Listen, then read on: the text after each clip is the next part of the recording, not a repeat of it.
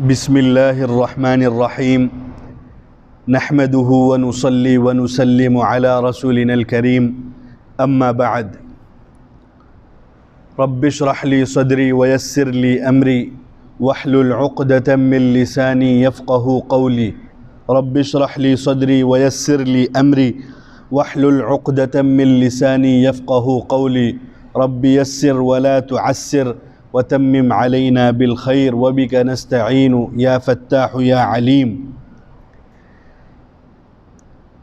سورہ بقرہ کی ابتدائی آیات چل رہی تھی اور سورہ بقرہ کے مضامین اور آیات کی تفسیر اور کچھ تشریح آپ نے ملاحظہ فرمائی، اور سورہ بقرہ کی ابتدائی آیات میں اللہ تعالیٰ نے قرآن کریم کے لا ریب ہونے کی وجہ اور قرآن کریم کے لا ریب ہونے کی دلیل بیان فرمائی، اور قرآن مجید کے متعلق فرمایا کہ وہ لا ریب ہے۔ اس کے بعد اللہ تعالیٰ نے آگے ماننے والوں کا ذکر فرمایا، پھر نہ ماننے والوں کا ذکر فرمایا، اور نہ ماننے والوں میں دو قسم کے لوگ تھے، ایک وہ جو کھل کر مخالفت کرتے تھے، دوسرے وہ جو آستین کے سانپ اور منافق اور دوغلے جو دو رخی پن جس کو کہتے ہیں وہ کہلائے جاتے تھے۔ تو منافقین کا ذکر چل رہا تھا، اللہ تعالیٰ نے یہاں 9 آیات میں منافقین کا ذکر فرمایا۔ اس کے بعد اللہ تعالیٰ نے منافقین کے حساب اور منافقین کے لحاظ سے 2 مثالیں بیان فرمائی۔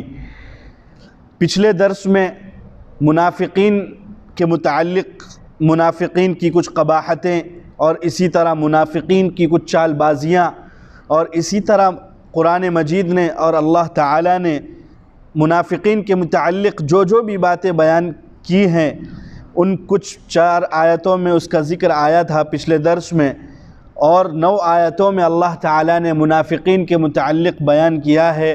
تو وہ 9 آیتیں آپ نے ترجمے کے ساتھ کچھ تفسیری انداز میں اس کی وضاحت آپ نے سن لی۔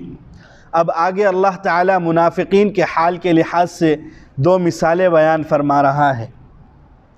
سب سے پہلے ہم اس کا ترجمہ سنتے ہیں۔ بسم اللہ الرحمن الرحیم مثلهم كمثل الذي استوقد نارا، ان کی مثال اس شخص کی سی ہے جس نے آگ جلائی۔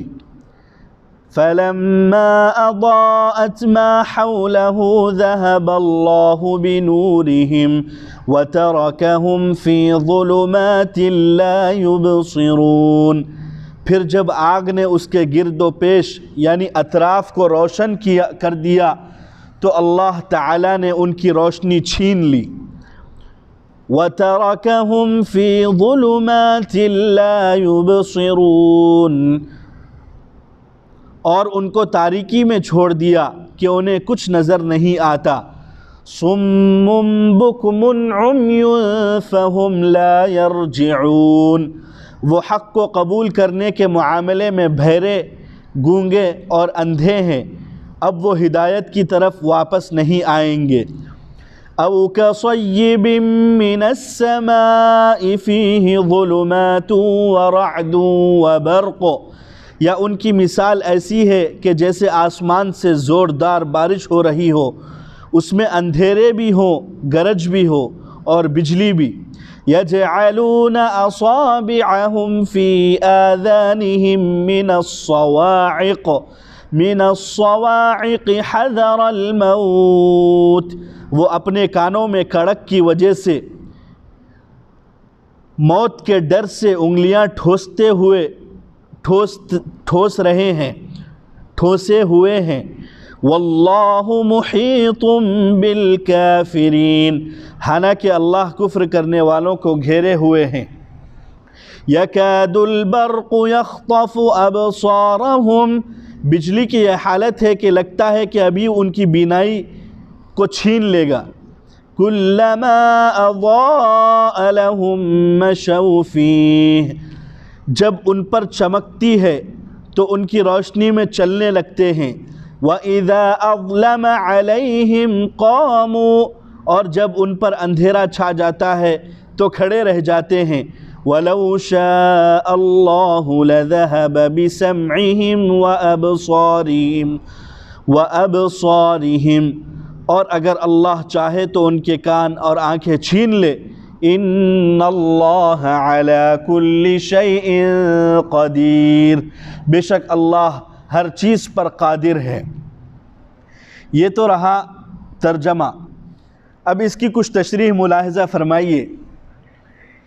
پیچھے میں نے یہ بات بتلائی تھی کہ منافقین کا ذکر چل رہا تھا، اور آپ صلی اللہ علیہ وسلم کے زمانے میں دو قسم کے منافقین پائے جاتے تھے.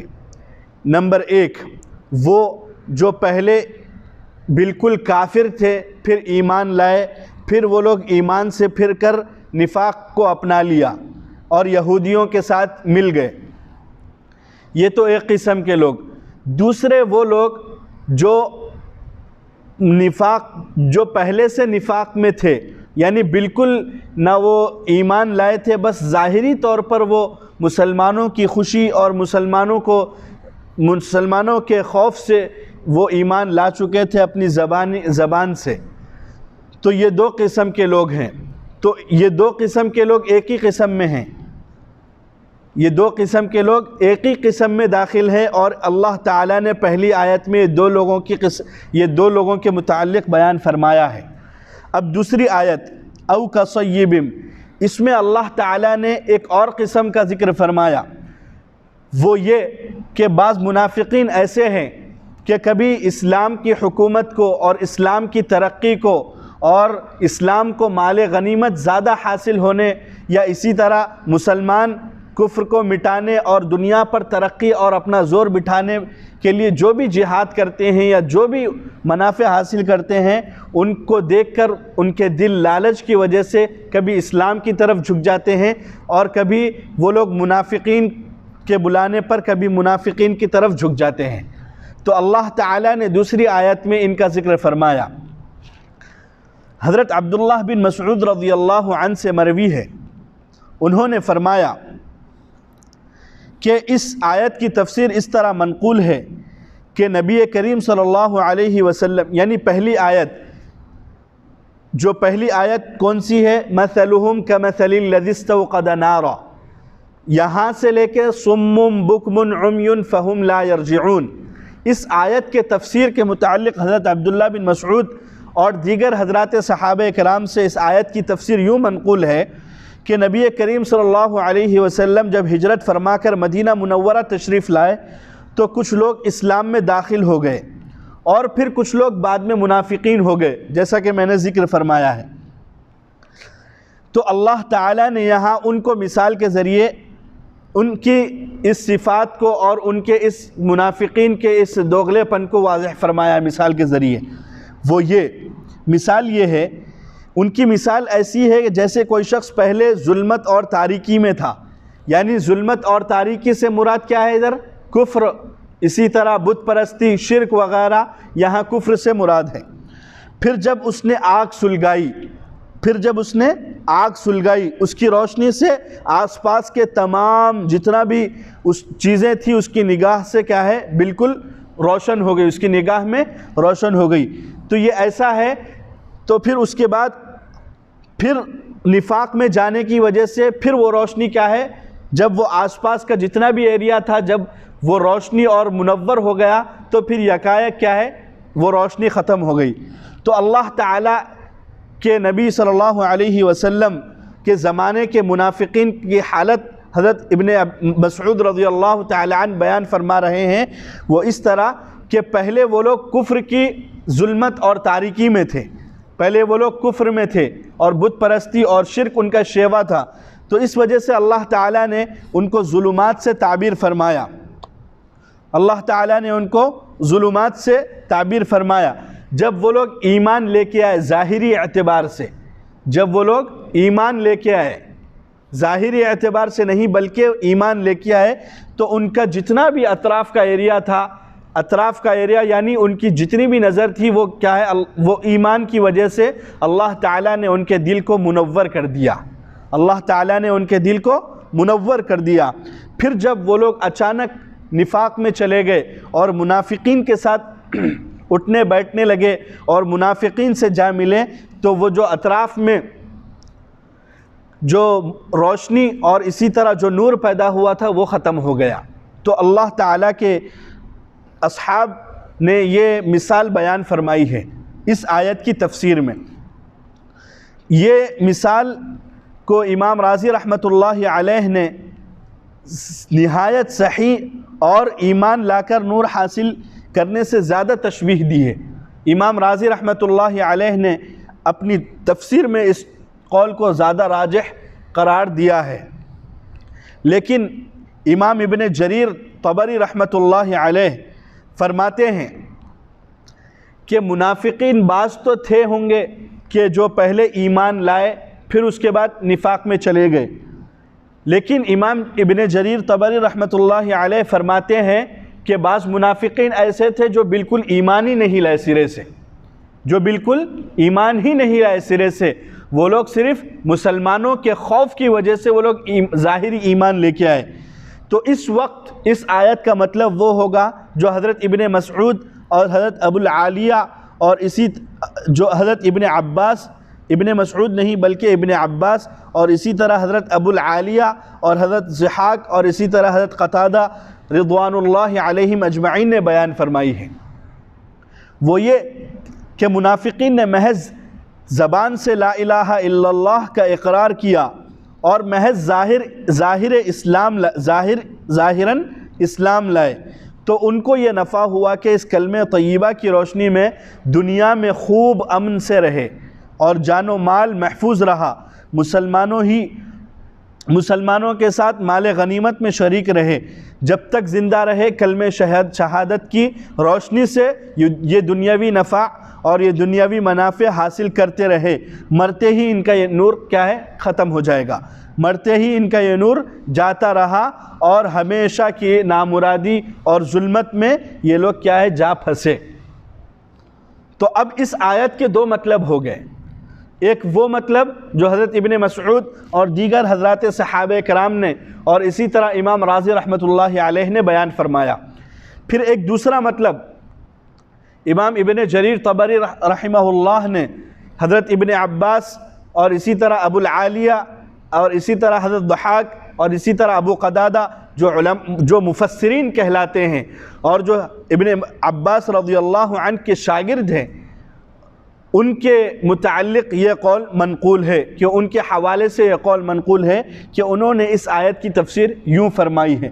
تو اس میں دو قسم کے لوگ ہو گئے ہیں، ایک وہ جو پہلے کفر میں اور جو بت پرستی میں تھے پھر اسلام لے آئے پھر اس کے بعد منافق ہو گئے، پھر ایک وہ قسم کے لوگ جو بالکل پہلے جس طرح کافر تھے اسی طرح اپنی حالت پر قائم رہے، لیکن صرف ظاہری اعتبار سے وہ لوگ کلمہ پڑھ لیے تھے، اسی لیے اللہ تعالیٰ نے ان کے دل میں صرف لا الہ الا اللہ محمد الرسول اللہ پڑھنے کی وجہ سے ان کے دل میں نور پیدا فرما دیا تھا۔ تو اس کا یہ مطلب ہوا۔ تو اس آیت کے دو مطلب ہوئے ہیں، جو حضرت ابن مسعود سے ایک مطلب منقول ہے اور ایک مطلب حضرت ابن عباس سے منقول ہے۔ اور ایک بات یہ بھی ذہن میں رکھ لیجئے کہ لا الہ الا اللہ محمد الرسول اللہ یہ ایک ایسا کلمہ ہے کہ اگر اس کو اخلاص کے ساتھ اپنایا جائے اور اس کو اخلاص کے ساتھ اس کو پڑھا جائے اور اخلاص کے ساتھ اس پر عمل کیا جائے تو متقین کی اعلیٰ صفات اور متقین کی صفوں میں سب سے اوپر پہنچ جائے گا۔ اور اسی طرح اگر یہ کلمے کو اخلاص کے ساتھ نہیں پڑھا بلکہ ظاہری دنیاوی منافع حاصل کرنے کے لیے پڑھا اور دنیاوی منافع حاصل کرنے کی غرض سے اس کلمے کو پڑھا تو اللہ تعالیٰ دنیا میں اس کو دنیاوی منافع دے دیں گے۔ اللہ تعالیٰ نے یہ فیصلہ فرما دیا ہے کہ اس کو دنیا میں کچھ نہ کچھ مل جائے گا، جیسے کہ منافقین کو مال غنیمت میں حصہ ملتا تھا، اسی طرح دنیا میں ان کی جان، اسی طرح مال، ان کی آبرو، ان کی عزت جس طرح محفوظ تھی، وہ صرف اس وجہ سے کہ وہ لوگ کلمہ لا الہ الا اللہ ظاہری اعتبار سے پڑھے ہوئے تھے۔ تو ظاہری اعتبار سے پڑھنے کی وجہ سے ان کی ہر چیز محفوظ ہو گئی۔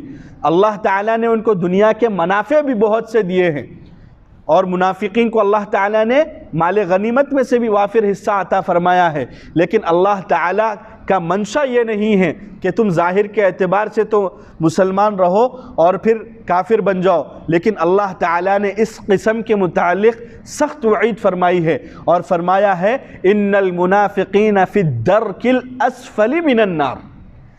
کافر تو ہوں گے جہنم میں، لیکن منافقین وہاں ہوں گے جہاں جہنم میں سب سے نچلے درجے میں، جہاں سے آگ اگتی ہوگی، وہاں منافقین کا درجہ ہوگا۔ تو سخت وعید ہے اس سلسلے میں۔ بظاہر تو دنیا میں منافع حاصل ہو رہے ہیں، بظاہر تو مال محفوظ ہو رہا ہے، بظاہر تو فائدہ خوب محسوس ہو رہا ہے، لیکن جس طرح جب یہ آنکھ بند ہوگی اور قبر میں جائیں گے اور پھر دوسری دنیا میں پہنچ جائیں گے، تو یہ لا الہ الا اللہ محمد الرسول اللہ جو صرف دنیاوی غرض حاصل کرنے کے لیے اور جو صرف مسلمانوں کو ستانے کے لیے پڑھا گیا تھا، اللہ تعالیٰ اس کا ڈبل اللہ تعالیٰ اس کو عذاب دیں گے۔ تو یہ رہی کچھ تفسیر اس آیت کے متعلق، اور اللہ تعالیٰ نے یہاں ذہب اللہ بنورہم فرمایا ہے۔ یہ کچھ علم کی باتیں ہیں اور کچھ تحقیق کی باتیں ہیں جو علماء امت نے پیش کیے ہیں، تو کچھ سمجھنے کی کوشش کریں۔ اللہ تعالیٰ نے یہاں نورہم فرمایا، ضوئہم نہیں فرمایا، یعنی دو لفظ آتے ہیں روشنی کے لیے، ایک آتا ہے نور اور ایک آتا ہے ضیاء، ایک آتا ہے ضیاء۔ تو اب اس کے اندر فرق کیا ہے؟ تو علماء نے اور اسی طرح مختلف حضرات نے اس کے اندر فرق یہ بیان فرمایا ہے کہ نور کی روشنی کیا ہے؟ پھیلی ہوئی نہیں ہوتی، نور کی روشنی پھیلی ہوئی نہیں ہوتی، اور ضیاء کی روشنی پھیلی ہوئی ہوتی ہے۔ جیسے کہ اللہ تعالیٰ نے قرآن مجید میں ارشاد فرمایا هو الذی جعل الشمس ضیاء والقمر نورا، وہی اللہ کی ذات ہے جس نے سورج کو کیا ہے؟ روشن بنایا۔ تو سورج کی جو روشنی ہوتی ہے وہ بالکل پوری دنیا پہ پھیلی ہوئی ہوتی ہے، وہ پوری دنیا پہ کیا ہے؟ پھیلی ہوئی ہے۔ اور اسی طرح والقمر نورا، اور کیا ہے؟ چاند کے اندر، قمر کے اندر اللہ تعالیٰ نے نور رکھا ہے کہ اس کے اندر بھی روشنی ہوتی ہے، لیکن اس کی روشنی کیا ہے؟ زیادہ پھیلی ہوئی نہیں ہوتی، اس کی روشنی زیادہ پھیلی ہوئی نہیں ہوتی۔ اسی وجہ سے رات میں جب چاند نکل آتا ہے تو اس میں روشنی کی وجہ سے کچھ نہ کچھ روشنی تو ہوتی ہے، لیکن رات کی تاریکی باقی رہتی ہے۔ تو یہ فرق ایک بیان کیا گیا۔ دوسرا فرق یہ حکماء نے یہ بیان فرمایا کہ نور اور ضیاء میں یہ فرق ہے کہ جس روشنی میں حرارت، گرمی زیادہ ہو اس کو ضیاء کہتے ہیں، اس کو ضیاء کہتے ہیں، اور اسی طرح جس روشنی میں ٹھنڈک ہو اس کو نور کہتے ہیں، اس کو نور کہتے ہیں۔ اس کو اسی آیت کے تحت دیکھ لیجئے هو الذی جعل الشمس ضیاء والقمر نورا، کہ سورج میں زیادہ گرمی ہے، سورج میں حرارت زیادہ ہے، اور چاند میں سورج کے مقابلے میں برودت اور اسی طرح ٹھنڈک پن ہے۔ تو یہ بھی ایک فرق ہے، واضح ہو گیا۔ اور اسی طرح ایک فرق اللہ تعالیٰ نے قرآن مجید کی دوسری آیت میں فرمایا کہ اللہ تعالیٰ نے آپ صلی اللہ علیہ وسلم کی شریعت کے متعلق فرمایا، جو شریعت بالکل آسان اور نرم شریعت ہے، اللہ تعالیٰ نے اس کے لیے نور کا لفظ استعمال فرمایا۔ کیا فرمایا؟ قد جاءکم من اللہ نور و کتاب مبین۔ یہ ہے آپ صلی اللہ علیہ وسلم کے نرم شریعت کے متعلق کہ آپ صلی اللہ علیہ وسلم کی شریعت بہت آسان ہے، بہت سہل ہے، بہت ہی فطرت سے ہم آہنگ ہے، اور بہت ہی نرم ہے، بہت ہی نرم ہے اور انسان کے موافق ہے۔ اور اسی طرح اللہ تعالیٰ نے شریعت موسویہ کے متعلق، یعنی حضرت موسیٰ علیہ السلام کے شریعت کے متعلق جو احکام تھے، یعنی بالکل بہت مشکل احکام تھے حضرت موسیٰ علیہ السلام کے شریعت میں، تو اللہ تعالیٰ نے فرمایا وَلَقَدْ آتَيْنَا مُوسَى وَهَارُونَ الْفُرْقَانَ وَضِيَاءً وضیاءً۔ تو جو شریعت موسیٰ میں یعنی بہت زیادہ سخت احکام تھے کہ اگر کوئی گناہ کرتا تو اس کو قتل کر دیا جاتا، یا اگر کوئی حصہ ناپاک ہو جاتا کپڑے کا تو اس کو کاٹ کر پھینک دیا جاتا۔ تو موسیٰ علیہ السلام کی شریعت میں بہت زیادہ سختی تھی، اور بہت زیادہ سختی رہنے کی وجہ سے اللہ تعالیٰ نے ضیاء کا لفظ استعمال فرمایا، اور آپ صلی اللہ علیہ وسلم کی شریعت بالکل نرم اور آسان اور سہل ہونے کی وجہ سے نور فرمایا۔ تو یہاں یہ دو فرق ضیاء اور نور میں واضح ہو گئے۔ تو اب سوال یہ پیدا ہوتا ہے کہ اللہ تعالیٰ نے یہاں ذہب اللہ بنورہم فرمایا ہے، حالانکہ ذہب اللہ بضوئہم فرمانا چاہیے تھا۔ اللہ تعالیٰ نے یہاں ذہب اللہ بنورہم فرمایا، حالانکہ ذہب اللہ بضوئہم فرمانا تھا، اور ذہب اللہ بضوئہم کیوں نہیں فرمایا؟ اس کا مطلب یہ ہے، اس کا جواب یہ ہے کہ نور کیا ہے؟ بالکل ابتدا ہے، یعنی کوئی اگر روشنی ہے شروع ہوتی ہے تو شروع میں نور ہوتا ہے، پھر آگے جا کے اس کی روشنی سخت اور پھیلنے کی وجہ سے اس کو کیا ہے؟ ضیاء کہتے ہیں۔ تو اللہ تعالیٰ یہ فرمانا یہاں مقصود یہ ہے کہ اللہ تعالیٰ منافقین کے دل میں شریعت کے متعلق اور کلمہ توحید کے متعلق بالکل بھی ذرہ برابر، رتی برابر بھی نور باقی نہیں تھا۔ رتی برابر، ذرہ برابر منافقین کے دل میں کلمہ توحید کا نور باقی نہیں تھا، اور اللہ تعالیٰ نے منافقین کے دل میں رتی برابر اور رائے کے دانے کے برابر بھی ایمان کے نور کو رہنے نہیں دیا، بلکہ وہ نور کو نکال لیا۔ اگر اللہ تعالیٰ یہاں بضوئہم فرماتا تو مطلب یہ ہوتا کہ اللہ جو ایمان کی جو نور ہے، اور ایمان کا جو نور ہے وہ پورے کا پورا پہلے تھا، اس کے بعد اللہ تعالیٰ نے ان کے نور کو چھین لیا، اور اللہ تعالیٰ نے ان کے نور کو کیا ہے؟ ختم کر دیا۔ تو اگر اللہ تعالیٰ فرماتا کہ ذہب اللہ بضوئہم، اگر اللہ تعالیٰ فرماتا تو یہاں یہ گمان ہو سکتا تھا کہ منافقین کے دل میں پورے کا پورا نور ختم نہیں ہوا تھا، بلکہ کچھ نہ کچھ حصہ جس کو نور کہتے ہیں وہ کچھ باقی تھا۔ تو یہاں آیت کا مطلب بالکل خلاف ہو جاتا۔ تو اللہ تعالیٰ نے یہاں ذہب اللہ بنورہم فرمایا۔ وَتَرَكَهُمْ فِي ظُلُمَاتٍ لَا يُبْصِرُونَ۔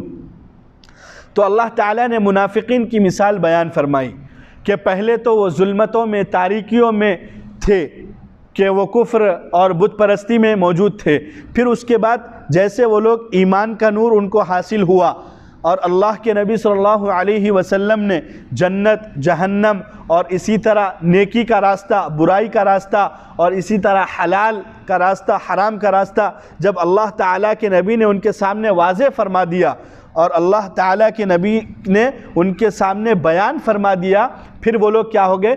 جب وہ راستہ جب ان کو معلوم ہونے کے بعد اللہ تعالیٰ نے اس راستے کی جو نور اور روشنی تھی وہ چھین لی، تو اب ان کو معلوم ہی نہیں ہے کہ کس طرف جائیں کس طرف نہیں جائیں۔ یہ صرف نفاق کی بدولت، یعنی اللہ تعالیٰ نے نفاق کی وجہ سے ان کے دل میں یہ نور کو ختم کر دیا تھا۔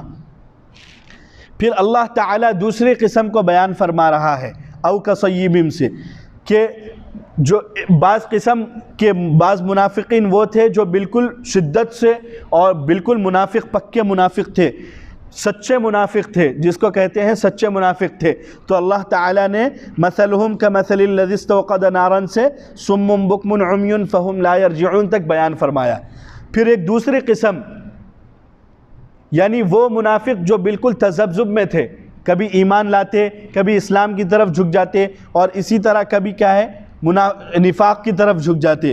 تو اللہ تعالیٰ ان کے متعلق مثال بیان فرما رہا ہے کہ ان کی مثال ایسی ہے کہ جیسے آسمان سے بجلی کڑک رہی ہے، اور وہ بجلی کڑکنے کی وجہ سے، یعنی بجلی کڑکنے کی وجہ سے ایک روشنی پیدا ہوتی ہے، تو وہ روشنی میں کبھی کیا ہے؟ چل لیتے ہیں، کبھی چل لیتے ہیں۔ اور اللہ کے نبی صلی اللہ علیہ وسلم تو اس کی مثال ایسی ہو گئی کہ اللہ تعالیٰ کے نبی صلی اللہ علیہ وسلم منافقین کے نفاق کے متعلق وعیدیں سنا رہے ہیں، تو وہ کیا ہے؟ کچھ ڈر کر، کچھ ڈر کر کیا ہے وہ لوگ اسلام کی طرف جھک جا رہے ہیں، اسلام کی طرف جھک رہے ہیں۔ لیکن جب پھر ان سے کہا جا رہا ہے کہ بھائی تم جہاد کرو کفار کے ساتھ، اور اسی طرح یہود کے ساتھ، اسی طرح عیسائی کے ساتھ جہاد کرو، تو وہ لوگ کیا کر رہے ڈر کے کہ بھائی کفار کہیں ہم کو سزا نہ دے اور کفار کہیں ہمیں قتل نہ کر دے، وہ لوگ ڈر کے کیا کر رہے ہیں؟ منافقین کی طرف جھک جا رہے ہیں۔ تو اللہ تعالیٰ یہاں فرما رہا ہے، تو اللہ تعالیٰ نے ان دونوں قسم کے منافقین کے لیے مثالیں بیان فرمائی ہے کہ اللہ تعالیٰ منافقین کو اور کافرین کو کیا ہے؟ ہر طرف سے گھیرا ہوا ہے، اور قریب ہے کہ اللہ تعالیٰ ان کی کیا ہے؟ آنکھیں بھی، ان کی بصارت کو بھی چھین لے، ان کی آنکھیں بھی چھین لے، لیکن اللہ اگر چاہتا تو ان کی بصارت کو بھی چھین لیتا اور ان کی آنکھیں بھی اور ان کی بصیرت کو بھی چھین لیتا، لیکن اللہ تعالیٰ ایسا نہیں کر رہا ہے کہ یہ دنیا دارالامتحان ہے، دارالجزا نہیں ہے۔ یہ دنیا دارالامتحان ہے، دارالجزا نہیں ہے۔ دارالجزا نہ ہونے کی وجہ سے اللہ تعالیٰ منافقین کی پکڑ نہیں کر رہا ہے، لیکن اللہ اگر چاہتا تو پکڑ کر سکتا ہے، لیکن اللہ تعالیٰ صرف دنیا میں اللہ تعالیٰ کا ایک قانون ہے، اللہ تعالیٰ کی ایک سنت ہونے کی وجہ سے اللہ تعالیٰ منافقین کو ڈھیل دیا ہوا ہے، اور اللہ تعالیٰ ہر چیز پر قادر ہے۔ تو یہ رہی منافقین کے حوالے سے چند دو مثالیں۔ اب ایک سوال پیدا ہوتا ہے، وہ یہ کہ کفر اور نفاق منافقین کیا آپ صلی اللہ علیہ وسلم کے زمانے کے ساتھ ہی خاص ہیں، یا آپ صلی اللہ علیہ وسلم کے زمانے کے بعد بھی منافقین کا وجود ہے یا نہیں؟ تو اس سوال کا جواب یہ ہے کہ منافقین کو پہچاننے کے دو طریقے ہوتے تھے۔ منافقین کو پہچاننے کی دو طریقے ہوتے تھے۔ ایک یہ کہ آپ صلی اللہ علیہ وسلم پر اللہ تعالیٰ وحی فرماتے کہ فلاں شخص منافق ہے، فلاں شخص پکا منافق ہے، یا اس کے متعلق کوئی آیتیں نازل ہو جاتی۔ نمبر دو، دوسرا طریقہ یہ ہے کہ اس کے کسی قول، یعنی کوئی بندہ ہے، کوئی مسلمان ہے، وہ ایمان لایا، پھر اس کے کسی قول یا فعل سے کسی عقیدہ اسلام کی مخالفت ہوتی ہے۔ کوئی ایک اسلام کا عقیدہ ہے، وہ اسلام کے عقیدے کے خلاف کھلم کھلا بغاوت کرتا ہے، تو یہ دو طریقے ہوتے ہیں کہ جس کے ذریعے منافق کے نفاق کو معلوم کیا جائے۔ لیکن پہلا طریقہ تو اب دنیا میں نہ رہا کہ آپ صلی اللہ علیہ وسلم کے بعد کیا ہے؟ نبوت اور رسالت اور اسی طرح وحی کا سلسلہ ختم ہو چکا ہے۔ تو اب رہا دوسرا طریقہ، کہ کوئی شخص اسلام کا لبادہ اوڑھ کر اور اسلام کا کلمہ پڑھ کر وہ اسلام کے عقائد کو ببانگ دہل کیا ہے؟ اسلامی عقائد کو کیا ہے؟ وہ بالکل مخالفت کرے، اسلامی عقائد کے خلاف بیان کرے، تو اس کو قرآنی زبان میں کیا کہا گیا ہے؟ ملحد کہا گیا ہے، اس کو ملحد کہا گیا ہے، اور حدیث کی زبان میں یعنی آپ صلی اللہ علیہ وسلم کی زبان میں اس کو زندیق کہا گیا ہے۔ تو امام مالک رحمۃ اللہ علیہ کے حوالے سے یہ بات منقول ہے، جو عمدہ بخاری کی شرح میں منقول ہے، اور اسی طرح تفسیر ابن کثیر میں منقول ہے کہ امام مالک رحمۃ اللہ علیہ فرماتے ہیں کہ اب اس زمانے میں کوئی منافق نہیں، بلکہ یا تو مسلمان ہے یا تو کافر ہے، یا تو مسلمان ہے یا تو کافر ہے۔ مسلمان اور کافر کے علاوہ کوئی دوسرا کوئی قسم نہیں ہے۔ ہاں ہوگی تو وہ یہ ہوگی کہ یا تو ملحد ہوگا یا تو زندیق ہوگا۔ قرآن کے الفاظ میں اس کو ملحد کہیں گے، اور احادیث کے الفاظ میں اس کو زندیق کہا جائے گا۔ زندیق اس کو کہا جاتا ہے، ملحد اس کو کہا جاتا ہے کہ اسلام کے الفاظ تو ویسے ہی کہ ویسے ہی رہیں، لیکن جو الفاظ کے معانی آپ صلی اللہ علیہ وسلم اور اسی طرح اللہ تعالیٰ نے یا اسی طرح صحابہ کرام اور تابعین تابعین نے بیان فرمائے، وہ ویسے نہ بیان فرمائے، بلکہ بالکل اس کے مخالف اپنے طرف سے اس کے معنی ہی بدل دے۔ شریعت اسلامی کے الفاظ کے کیا ہے معانی کو بدلنے کو کیا کہا جاتا ہے؟ ملحد اور زندیق کہا جاتا ہے۔ تو دوسری قسم جو دوسرا طریقہ ہے منافقین کو پہچاننے کا، وہ ہم بالکل یہ طریقے کے ذریعے ہم منافقین کو پہچان سکتے ہیں کہ وہ شریعت اسلامیہ کے عقائد کو بالکل کھلے انداز میں اس کی مخالفت کرتے ہیں، اور وہ یہ دعویٰ بھی کرتے ہیں کہ بھائی میں مسلمان ہوں، میں مؤمن ہوں، لیکن پھر بھی وہ اسلامی عقائد کے خلاف اور اسلامی عقائد کی مخالفت کرتے ہیں۔ تو اس سے یہ بات صاف طور پر واضح ہو جاتی ہے کہ وہ مسلمان نہیں بلکہ وہ منافق، ملحد، بلکہ وہ کافر ہے۔ آگے اللہ تعالیٰ فرماتا ہے، یہ تو رہا منافقین کے سلسلے میں وضاحت کہ اللہ تعالیٰ نے شروع کی 5 آیتوں میں متقیوں کی صفات، ایمان والوں کی صفات اور قرآن کریم کے سرچشمے ہدایت ہونے اور اس کے کسی قسم کے شک اور شبے کی گنجائش نہ ہونے کو بیان فرمایا۔ پھر آگے اللہ تعالیٰ نے 2 آیتیں کفر جو بالکل علانیہ کفر کرتے تھے ان کے متعلق بیان فرمائی۔ پھر آگے 13 آیتیں اللہ تعالیٰ نے منافقین کے حوالے سے ذکر فرمائی، اور منافقین کی قباحت اور منافقین کی علامات اللہ تعالیٰ نے 9 آیات میں بیان فرمائی۔ پھر اللہ تعالیٰ نے منافقین کے حوالے سے 2 مثالیں بیان فرمائی جو ان آیتوں میں اللہ تعالیٰ نے بیان فرمائی ہے۔ تو اب ماننے والے اور نہ ماننے والوں کا قصہ ختم ہوا، اور اللہ تعالیٰ شروع میں بالکل ماننے اور نہ ماننے والوں کے متعلق اللہ تعالیٰ نے وضاحت کے ساتھ بیان فرمایا ہے۔ اور یہ مسلمہ اصول بھی ہے کہ ساری دنیا میں اللہ تعالیٰ نے صرف ماننے اور نہ ماننے کا ذکر فرمایا ہے۔ اللہ تعالیٰ نے تقسیم فرمائی ہے تو مذہب کے ماننے یعنی اللہ تعالیٰ کے ماننے اور نہ ماننے کے متعلق فرمایا ہے۔ اللہ تعالیٰ نے وطن کے اعتبار سے اور نہ اسی طرح نسب کے اعتبار سے اور اسی طرح نہ رنگ کے اعتبار سے اللہ تعالیٰ نے تقسیم نہیں فرمائی، بلکہ اللہ تعالیٰ نے تقسیم فرمائی ہے تو وہ ماننے اور نہ ماننے کے اعتبار سے فرمائی ہے۔ تو اسی لیے اسلام کا نظریہ بھی یہی ہے کہ یا تو کوئی مسلمان ہوگا، یا تو پوری دنیا میں کوئی مسلمان ہوگا، یا کافر ہوں گے، یا غیر مسلم ہوں گے جو اسلام کو نہیں مانتے۔ بس ان 2 قسموں کے علاوہ کوئی تیسری قسم اگر وہ ہوگی تو مسلمانوں کے اندر آستین کے سانپ ہوں گے، وہ منافقین ہوں گے۔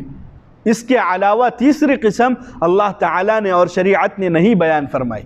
اسی لیے اللہ تعالیٰ نے فرمایا یا ایھا الناس انا خلقناکم من ذکر وانثی وجعلناکم شعوبا وقبائل لتعارفوا ان اکرمکم عند اللہ اتقاکم۔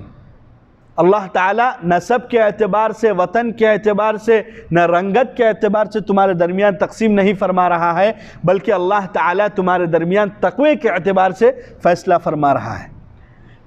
یا تو اچھا ہوگا یا برا ہوگا، یا تو اسلام کا ماننے والا ہوگا، اللہ کی ماننے والا ہوگا، یا اللہ کی نہیں ماننے والا ہوگا۔ بس ان دونوں قسموں کے علاوہ کوئی قسم اس دنیا میں نہیں ہے اور شریعت اسلامیہ نے نہیں بتلائی ہے۔ اور شریعت کا مزاج بھی یہی ہے کہ شریعت نے صرف ماننے اور نہ ماننے والوں کا ذکر فرمایا ہے۔ شریعت نے قوم پرستی کی بالکل جڑ سے، قوم پرستی کی جو جڑ ہے شریعت نے اس کو کاٹ دیا ہے۔ یا تو اب مسلمان ہوں گے یا تو کافر ہوں گے۔ اللہ تعالیٰ سے دعا ہے کہ اللہ تعالیٰ ہمیں مؤمنین کی صفات کو اپنانے کی اور منافقین کی صفات سے بچنے کی توفیق عطا فرمائیں، اور منافقین کی جتنے بھی صفات یا قرآن میں بیان کی گئی ہو یا احادیث میں بیان کی گئی ہو، اللہ تعالیٰ ان سے بچنے کی توفیق عطا فرمائیں، اور نفاق سے اے اللہ ہمارے دلوں کو محفوظ اور مامون فرمائے۔